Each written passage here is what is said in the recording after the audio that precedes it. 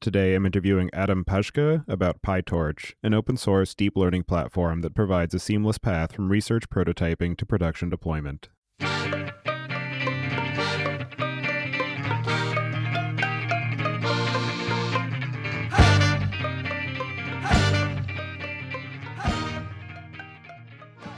Hello and welcome to Podcast.init, the podcast about Python and the people who make it great. When you're ready to launch your next app or want to try a project to hear about on the show, you'll need somewhere to deploy it, so take a look at our friends over at Linode. With 200 gigabit private networking, scalable shared block storage, node balancers, and a 40 gigabit public network, all controlled by a brand new API, you've got everything you need to scale. And for those tasks that need fast computation, such as training machine learning models or building your deployment pipeline, they just launched dedicated CPU instances. Go to pythonpodcast.com/linode, that's Linode, to get a $20 credit today and launch a new server in under a minute. And don't forget to say thanks for their continued support of the show. And don't forget to visit the site at pythonpodcast.com to subscribe to the show, sign up for the newsletter, and read the show notes. And to help other people find the show, please leave a review on iTunes and tell your friends and coworkers. And to keep the conversation going, go to pythonpodcast.com/chat. To learn and stay up to date with what's happening in artificial intelligence, check out this podcast from our friends over at the Changelog. Practical AI is a show hosted by Daniel Whitenack and Chris Benson about making artificial intelligence practical, productive, and accessible to everyone. You'll hear from AI influencers and practitioners, and they'll keep you up to date with the latest news and resources so you can cut through all the hype. As you were at the Thanksgiving table with your friends and family, were you talking about the fear of AI? Well, I wasn't at the Thanksgiving table because my wife has forbidden me from doing so. It's off limits for me, lest I drive her insane because I never stop. New episodes premiere every Monday. Find this show at changelog.com/practicalai or wherever you listen to podcasts.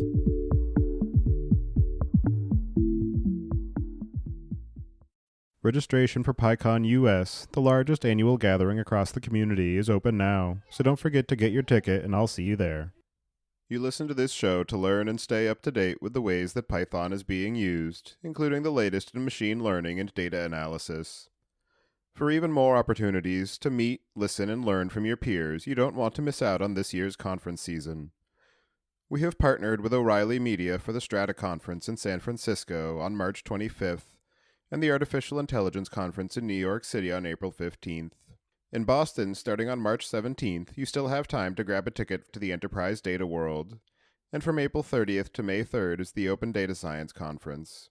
Go to pythonpodcast.com/conferences to learn more and to take advantage of our partner discounts when you register. Your host as usual is Tobias Macey, and today I'm interviewing Adam Paszke about PyTorch, an open source deep learning platform that provides a seamless path from research prototyping to production deployment. So Adam, could you start by introducing yourself? Hi everyone, I'm Adam Paszke, and I'm one of the lead developers of PyTorch. And as a day-to-day occupation, I'm a student at the University of Warsaw in computer science and maths. And do you remember how you first got introduced to Python? So I started with Python as part of my university courses. It was kind of a special course that let you skip the basic, let's say, web development courses, database theory, and stuff like this. We still kind of needed to pass exams on those. But it was really cool because it was a selected group of people who were supposed to maintain a system which is used for judging submissions at the Polish Olympiad in Informatics. So basically, people are submitting source code for programs, for algorithmic questions, and then you have a whole system which kind of compiles them, evaluates them, and displays the results. And this is written in Python. It's open source. So yeah, I was working on this for a year. And so that's how I got started. Then I had a bit of a break, but then came back and stuck around for a few years working on PyTorch now. And so before we get too deep into PyTorch specifically, I'm wondering if you can start by explaining a bit about what deep learning is and how it relates to some of the terms around machine learning and artificial intelligence that people might be familiar with. Basically, deep learning is a specific, let's say, a subset of machine learning. There are a lot of different machine learning methods, and deep learning is let's call it a set of algorithms or a set of models which got really common in the recent years because it allowed people to like train models which empirically work better with like real world data and like can, classify images or generate audio and like all this stuff, which was really hard using the previous state of the art methods. So it's really like an algorithm that's kind of taken over the field and like revolutionized in the remaining years. And machine learning versus artificial intelligence, I guess it's kind of a philosophical question if they're the same or not. So it's just a subfield, I would say. And so can you describe what the PyTorch project is and some of the story and motivation around your creation of it?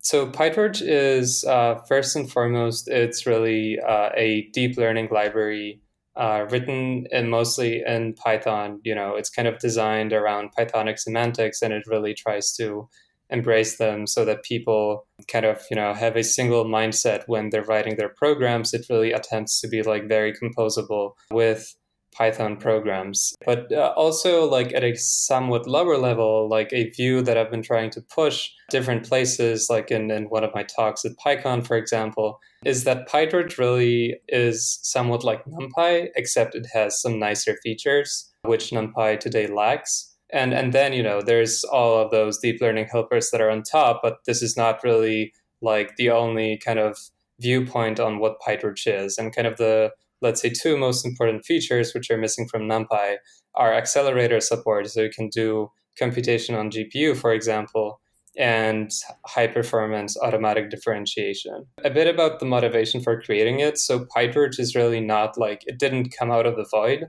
Basically, like it grew out of Torch 7 project, which was another machine learning library, except it was written in Lua. It's a library that I basically used before PyTorch existed because I wanted to learn more about machine learning. And the only problem is that, even though I really liked the library, even though I really kind of liked the design, I often, when you kind of went on the internet and you kind of saw the comments, everyone was like, yeah, it's a nice library, but like it's in Lua. So Lua has, unfortunately, like an almost inexistent scientific computing ecosystem. So like if you're missing a package, you kind of, you better know C and like write bindings to like C functions that let you like load, audio files, which is like a relatively standard use case, let's say. So, Lua was kind of a pain point for the library. So I kind of had this idea. I was involved a bit with the development of Torch 7, not from the beginning. I actually came like relatively late in its lifetime, but I did send a couple of pull requests. And so basically, like I was following the news, and I was trying to help with like decoupling of some of the core parts because like the math was happening in a C library that was then exposed to Lua.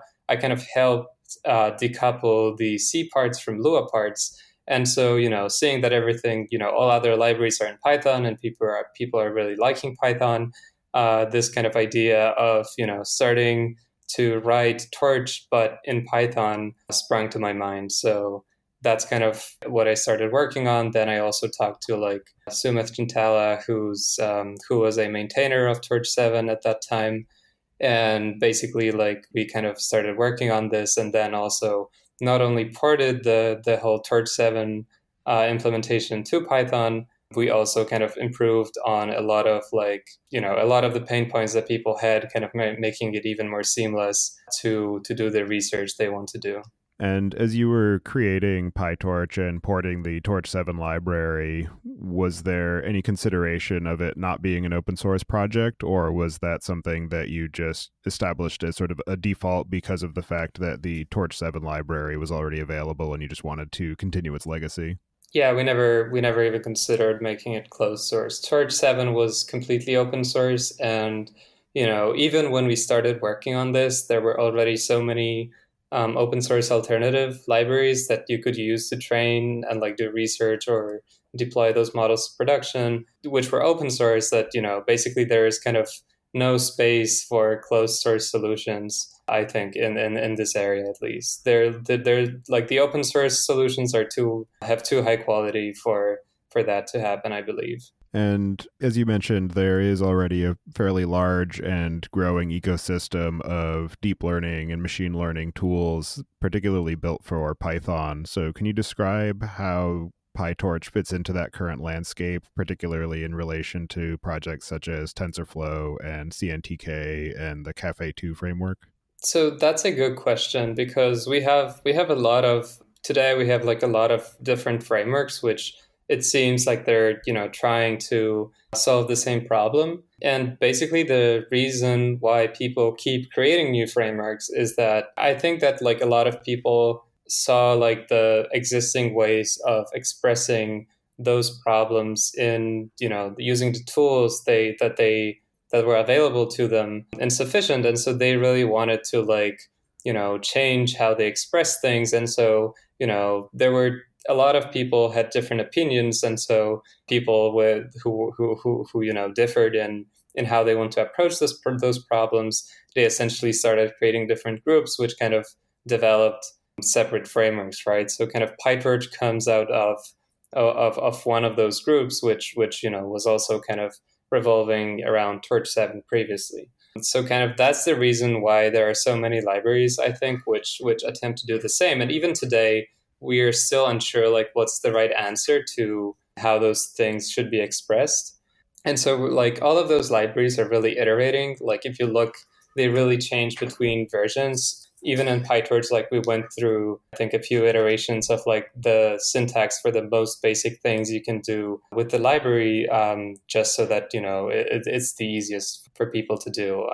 Regarding comparisons with TensorFlow, at least, because I think that's what I'm, the most familiar with. TensorFlow just comes from a slightly different background. Like PyTorch arose from a group that was kind of interested in machine learning research. And so the thing we embrace the most is user experience and kind of hackability and just basically the ability to like tweak every single thing in the library to kind of do the thing that you want it to do, such that you have almost no limitations if you actually want to experiment with like new crazy models and you just want to try out some crazy ideas.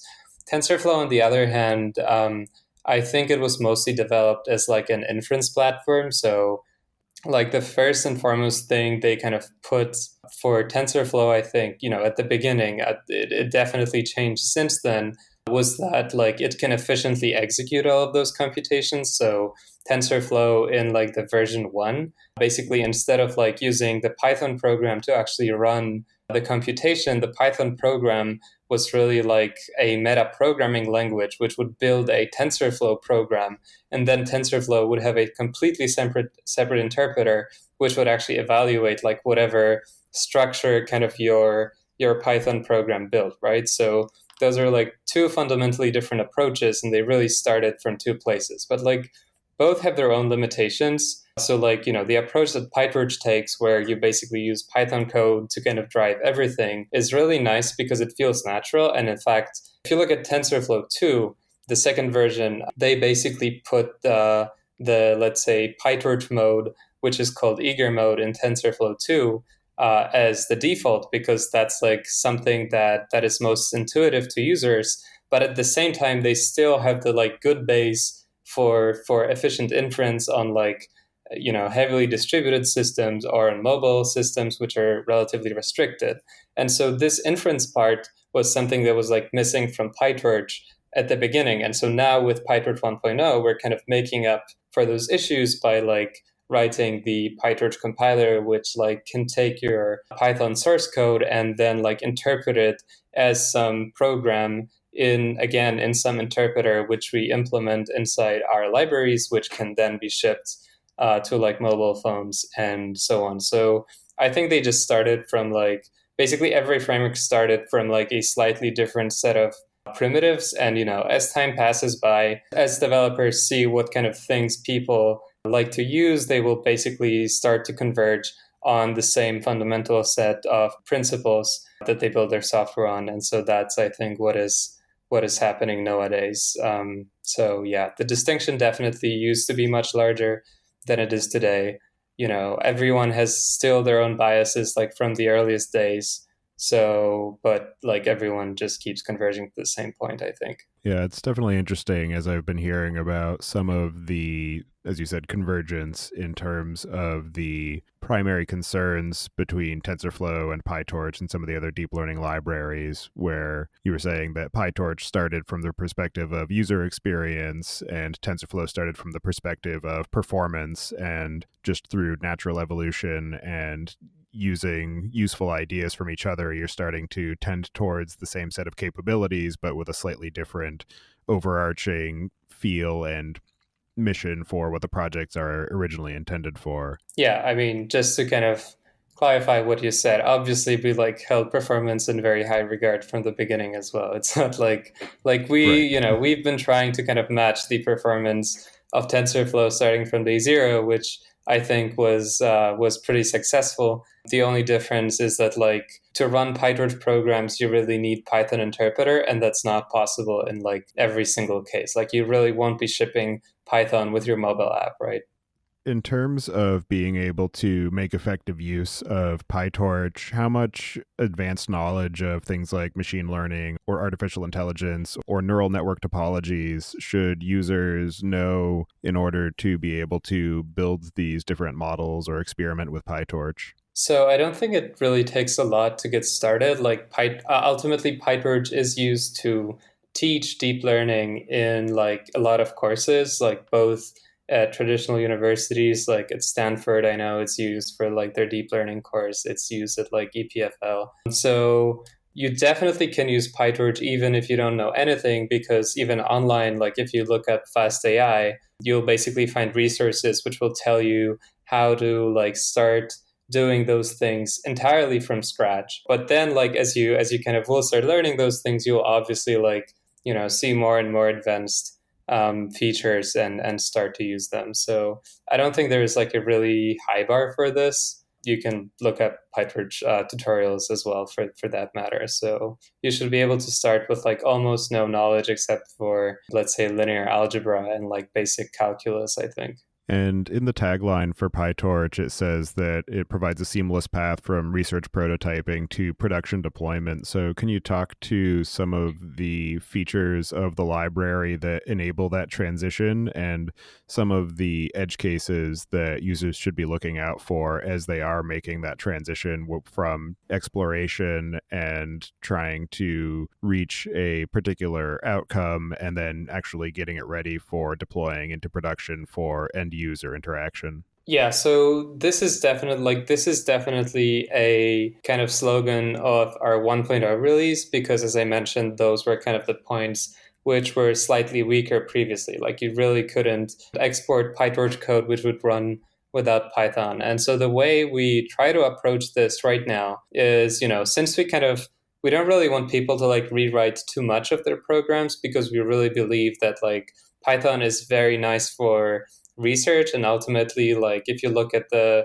development cycle of deep learning models, it's like you're going through a lot of iterations of research, and like you'll be trying different experiments with like different parameters, and only after you're like through all of this, which requires you to like change your program entirely many times, you will like reach a single successful solution which you will eventually like want to, let's say, deploy to a mobile phone. And so this is basically when those features come in. And so the way we currently like recommend to do this, so there are two most important ways. One is tracing. So if like you have no significant use of control flow, let's say in the representation of your model, you can basically like just run a function on example inputs and we'll kind of record every single PyTorch call that happened inside. And later we will be like able to replay the exact sequence of those calls. This is not something that solves every problem, because sometimes you really have models which kind of, run for a different number of steps depending on different inputs and so on. And so tracing wouldn't basically export such models correct. And so there, what basically you should use if you have control flow, which you want to export, is called a script mode. And so this is basically like a set of decorators you can put on your functions. And so what they will do is, they will inspect the source of your function, they will analyze the source code statically, and based on this, they will decide if like they understand what's in there because, we call it Torch script. It's basically a subset of Python which conforms to Python semantics. So like every single Torch script program is a valid Python program. It's just not necessarily the other way around. But if your function happens to be written in the subset that we understand, we can basically encode this using some kind of internal representation that we have. And later this can be like encoded in a file and exported and like run from pure C++ environments. Basically, there's like a shared library that you can link to your to any application, and you can use that to later run inference of your model. So that's how it's done. And is that export artifact the Onyx binary, or ONNX, for anybody who's not familiar with it? No. So Onyx is one way to do this, and it's like the, let's say, standardized way. But apart from like Onyx, while being great to exchange between frameworks, it still doesn't really cover like all of the operators that PyTorch has. And like Torch script has a lot more features, like, it supports lists, it supports dictionaries, it supports custom like user types, basically like, let's say, named tuples for in the Python world. So, there are really features which can't be easily lowered into Onyx. And so this is why we use a different format for this. And then so like you can, of course, convert our format into Onyx. You can try to lower this, but the default path to productionize the models would be slightly different because it would use a different interpreter. Not every framework would be capable of like interpreting PyTorch programs as they are, or definitely like that wouldn't be easy to define the translation. And so Onyx is essentially just a least common denominator for being able to share some subset of the models, or to target that as a means of interchange between different researchers, but not necessarily a full-featured method of deploying the work that you're progressing on into a production environment for end users to engage with. Yes, exactly. Plus, using a like custom data format allows us to experiment with it a little. So basically, like we can, add more features without waiting for them to become available in Onyx and so on. So it's not all that different from Onyx, but we have a much, much wider set of operators and data types than Onyx supports. And we're digressing a little bit, but I suppose for just sake of argument, with Onyx, would the main use case for having a model in that format be to enable something like transfer learning, where you have generated a base model from some particular set of research, and then you want to share that among other people to be able to leverage within their framework of choice to then build on top of that using the already completed training as part of their workflow? Sure, I guess that's one of the use cases for Onyx. Like ultimately, it's just a format that like many frameworks are supposed to understand, just to kind of make the porting of those models easier. But at the same time, like you need to understand that when you export a model from a framework and like there is an operation which, doesn't have a corresponding op in Onyx, it needs to be like somehow lowered into the more constrained format, just because, not everyone might implement this op in this way. So all of basically every conversion between one format and another is lossy, right? So yeah, I guess I digressed a bit. I'm not sure if that's really the answer to your question. Yes, this is one of the use cases for Onyx. Fair enough. Yeah, there are a lot of rabbit holes to go down. It's a big topic area. So can you dig a bit deeper into how PyTorch itself is architected and implemented, and some of the ways that it has evolved since you first began working on it? Yeah, that's a very good question as well. Basically, PyTorch kind of started as a pure Python implementation. Really, like the whole framework was written in Python, except for the like core kernels that do like the math. Because for those, like if you really want to match performance of existing libraries, you really need this part to like live in highly optimized C and C++. So, but a lot of like all of the, let's say, logic of the framework, like automatic differentiation and so on, we started with an implementation within Python. And then, throughout the history, we've been kind of moving away from this choice. Like we've been moving more and more thanks to C++, mostly from two reasons. One is that some of this code is like really hot, like it's getting executed kind of at every single line of user programs. And so overhead of this code is really, really important, and Python sometimes just can't deliver the same performance. Although, like as an anecdote, One downside is that when I ported part of the automatic differentiation system, which was like 30 lines of Python code, I think it expanded into like a few hundred lines of C++ code that like worked with CPython API and so on. So it's definitely like not easy to convert this, but we've been seeing like measurable and significant performance gains from this. But this is mostly because like it is really hot code that's like heavily exploited by the users. We don't really typically see those kinds of speed ups if like you were to just write your, let's say, machine learning model in Python versus in C++ itself. So this is really only relevant for the library bits. But at the same time, we have some users which are really interested in running models in pure C++, mostly because like they have existing research pipelines in C++, like a lot of reinforcement learning research on games. A lot of games kind of only have C++ APIs. And so those people naturally like started their projects in C++. So they would really like also to have PyTorch features in C++. And this is something that we've been trying to address as well. Like with that 1.0 release, we also have like a beta version of our Python bindings, like of our Python interface, except in C++. So that also required kind of to move a lot of things from Python to C++, although at this point, we've been so far ahead in this work that it wasn't too hard to actually add those C++ bindings. So today, really, most of PyTorch is just a C++ library and then like a thin layer of Python bindings on top of this. And so, as you mentioned, you had recently reached the 1.0 milestone release. So can you talk a bit about the journey to get to that point and some of the goals that you had set for that 1.0 milestone?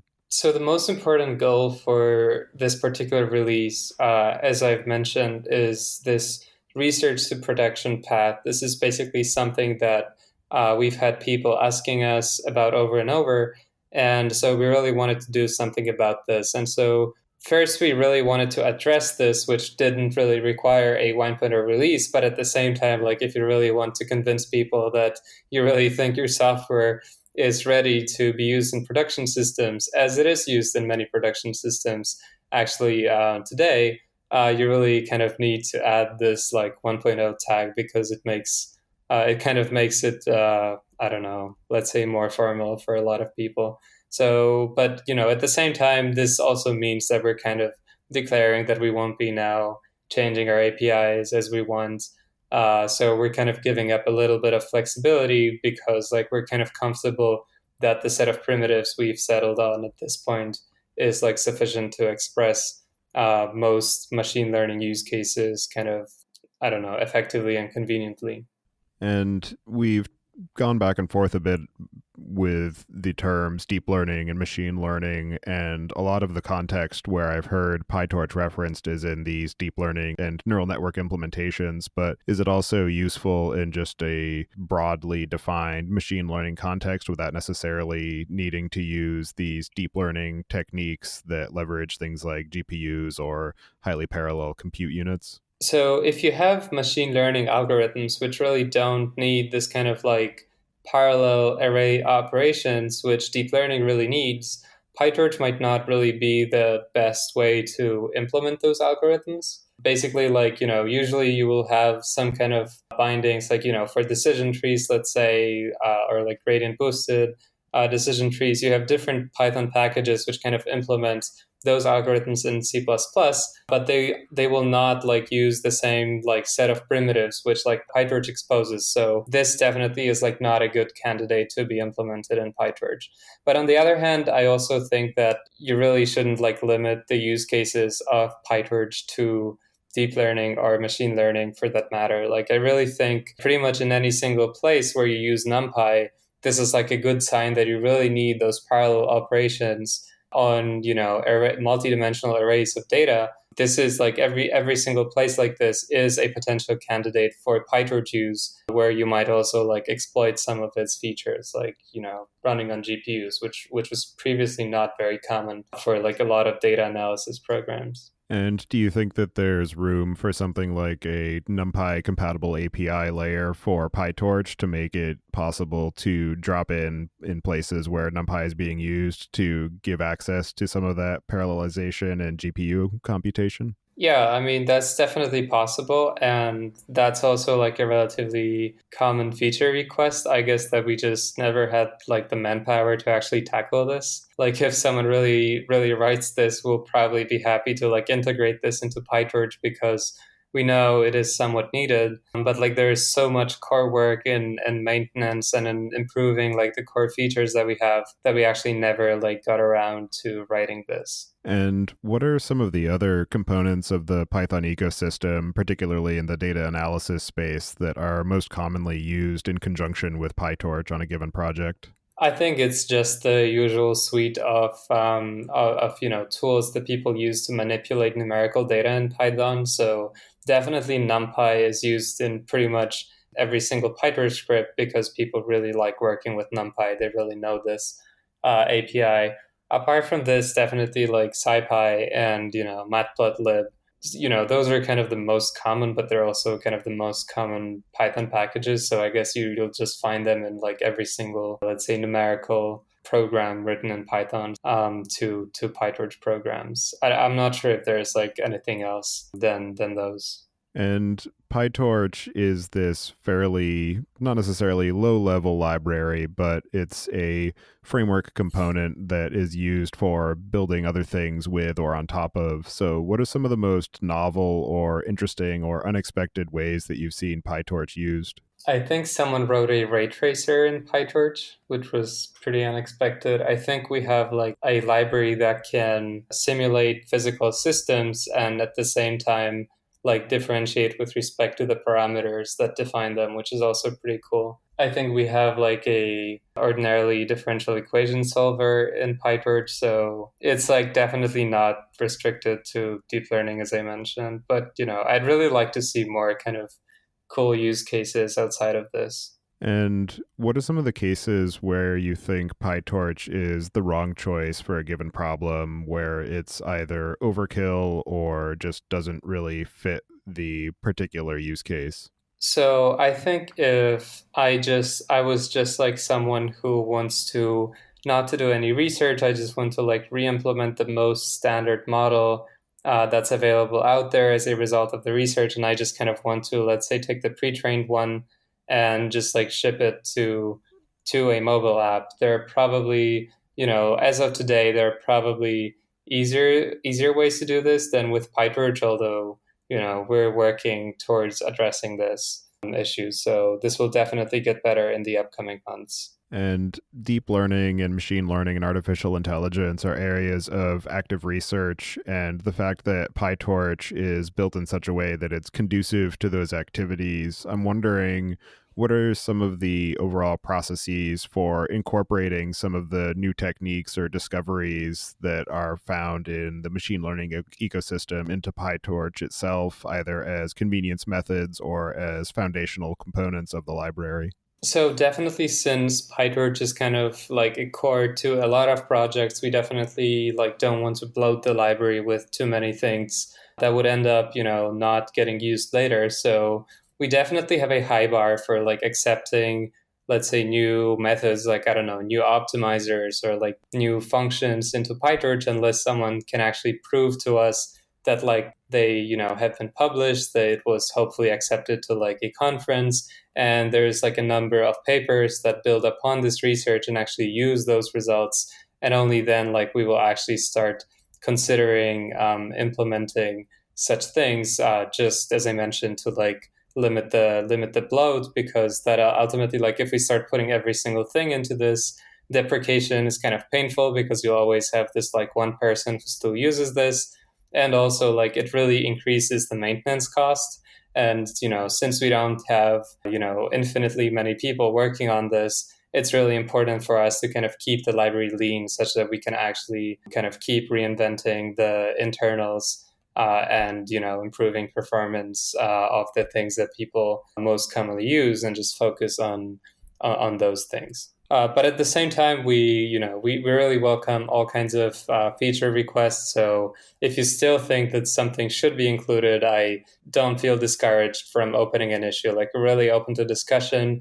Worst case, we'll just discuss and decide that this might not be the best fit at this particular moment in time. But we really want to hear hear back from our users and like what they want. So please do open feature requests. And are there any areas of ongoing research that you are particularly interested or excited in?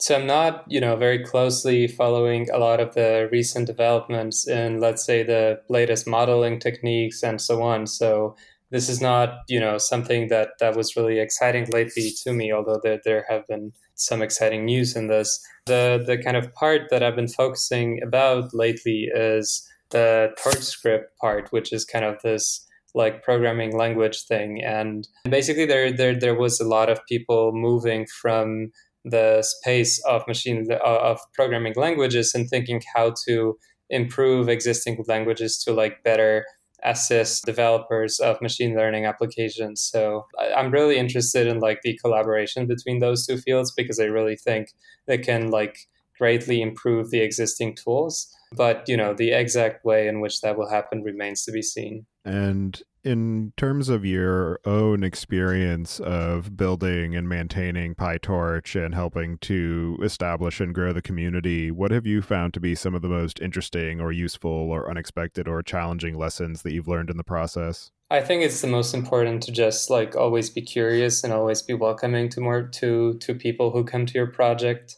Ultimately, a library with no users is kind of useless. You're really building those tools to like assist them.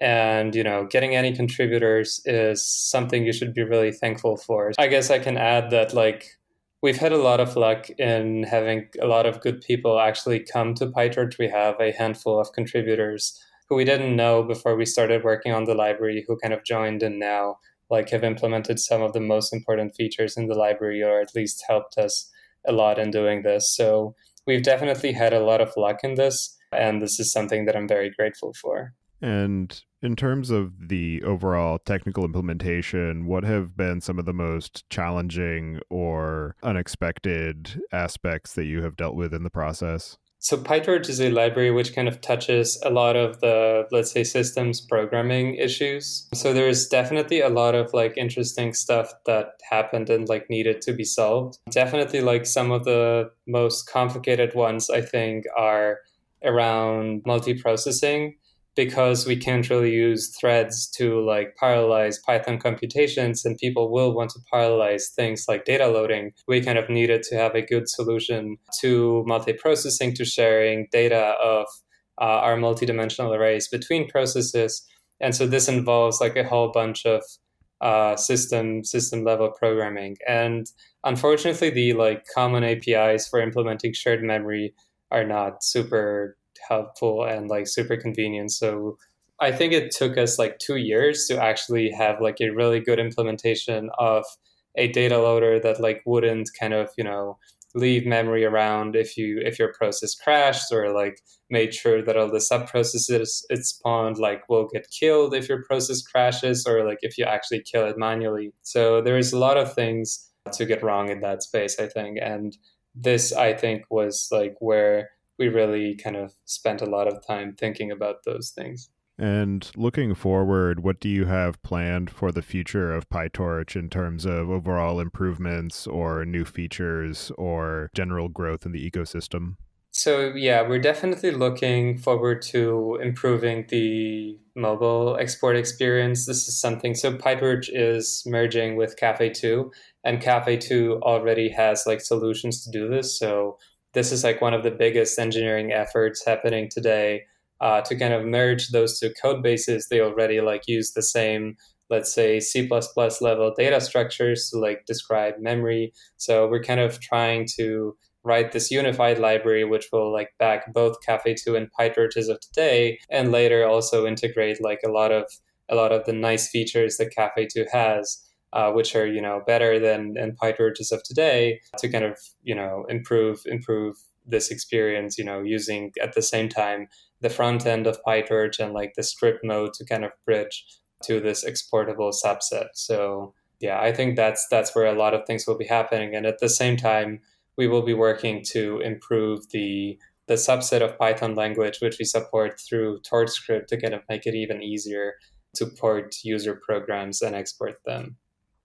And are there any other aspects of the PyTorch project or deep learning or your overall experience of building and working on this library that we didn't discuss yet that you would like to cover before we close out the show?